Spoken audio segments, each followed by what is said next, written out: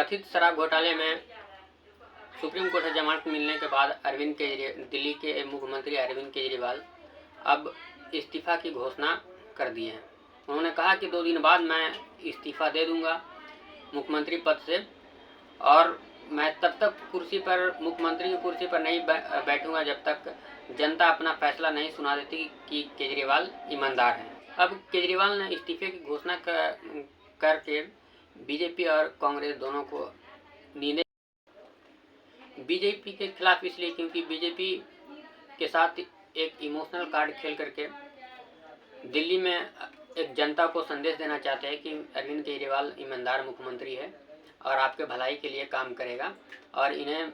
अरविंद केजरीवाल को सीएम पद मुख्यमंत्री पद की चिंता नहीं है, वो कभी भी इस्तीफा दे सकते हैं। और एक तरह से संदेश देना चाहते हैं दिल्ली के जनता को कि जिस तरह से सुप्रीम कोर्ट ने कहा है ईडी और सीबीआई को ये पिंजरा के तोता से बाहर आना चाहिए, उसी बात को अरविंद केजरीवाल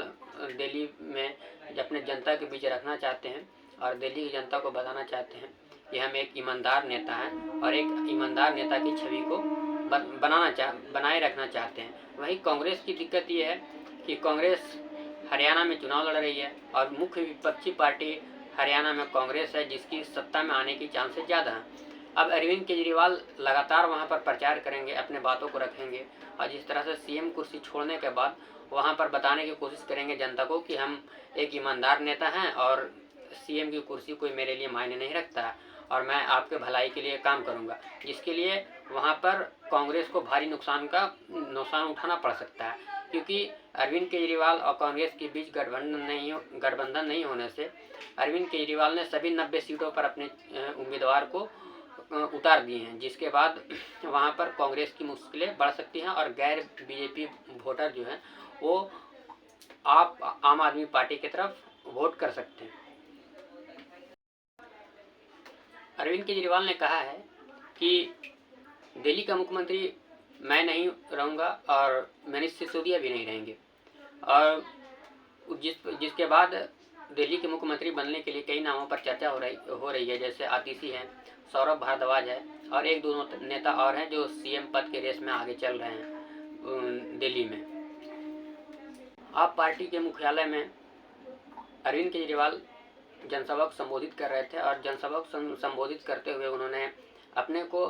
भगत सिंह के साथ जोड़ा और साथ साथ में मनीष सिसोदिया को भी जोड़ दिया। उन्होंने कहा कि मैं जेल में भगत सिंह की डायरी किताब पढ़ रहा था, जिसमें उन्होंने जिक्र करते हुए कहा कि जब भगत सिंह और बटुकेश्वर दत्त को अंग्रेजों ने जब जेल में रखा तो उन्होंने दोनों को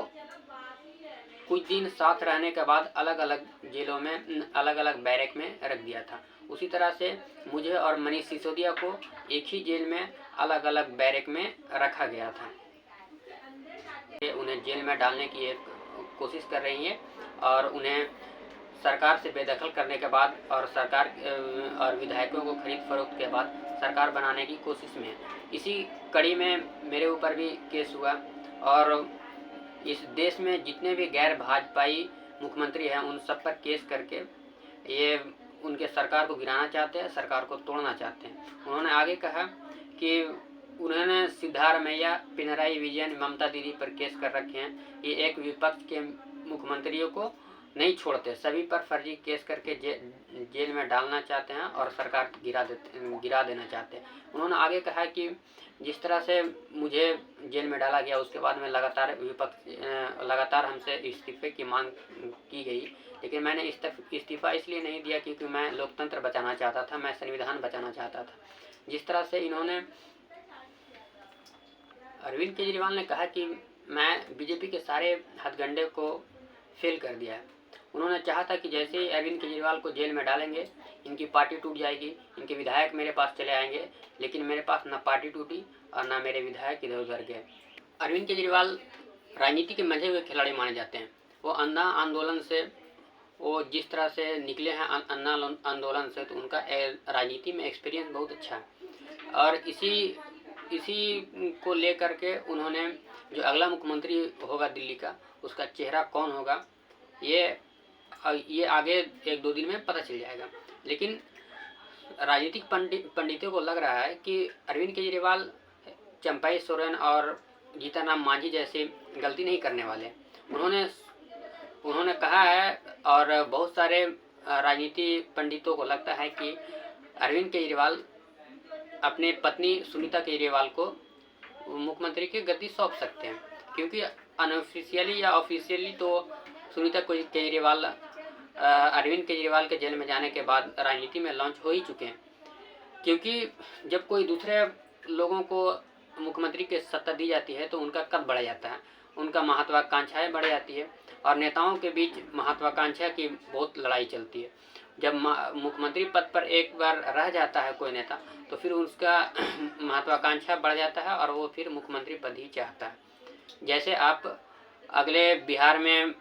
जीतन राम मांझी को देख सकते हैं, जो नीतीश कुमार जीतन राम मांझी को मुख्यमंत्री बनाया, जिसके बाद जीतन राम मांझी का कद बढ़ गया और उसके बाद वो फिर जब हटाए गए मुख्यमंत्री से तो उन्होंने अलग एक पार्टी बना ली और फिर अलग पार्टी बनाकर राजनीति कर रहे हैं। उसी तरह से एक चंपाई सोरेन थे झारखंड में, जब ईडी और सीबीआई ने हेमंत सोरेन को गिरफ्तार किया और जेल में बंद किया तो उन्होंने इस्तीफा दे दिया मुख्यमंत्री पद से। उसके बाद उन्होंने अपने खास एक चंपाई सोरेन को मुख्यमंत्री बनाया। इससे पहले उन्हें कोई जानता भी नहीं था और एक विधायक के तौर पर सीमित थे चंपाई सोरेन। लेकिन जैसे ही उन्होंने मुख्यमंत्री बने उसके बाद फिर वो इस्तीफा देना नहीं चाहते थे, लेकिन फिर भी उनसे इस्तीफा लिया गया। उसके बाद उनकी महत्वाकांक्षाएं बढ़ गई और वो मुख्यमंत्री से कम पद पर मानने को तैयार नहीं थे, जिसके बाद उन्होंने पार्टी तोड़ने की भी कोशिश की लेकिन तोड़ नहीं पाए और वो अब बीजेपी में बने हुए हैं, बीजेपी में चले गए हैं। अरविंद केजरीवाल विपक्ष के मात्र एक ऐसे नेता हैं जो नरेंद्र मोदी से सीधी टक्कर लेने की कोशिश करते रहते हैं। आपने देखा होगा लोकसभा चुनाव में जब आए थे, पेरोल पर बाहर आए थे, तो उन्होंने एक भाषण में कहा था कि नरेंद्र मोदी जो वोट मांग रहे हैं वो अपने लिए नहीं मांग रहे हैं, वो अमित शाह के लिए मांग रहे हैं। ऐसा इसलिए क्योंकि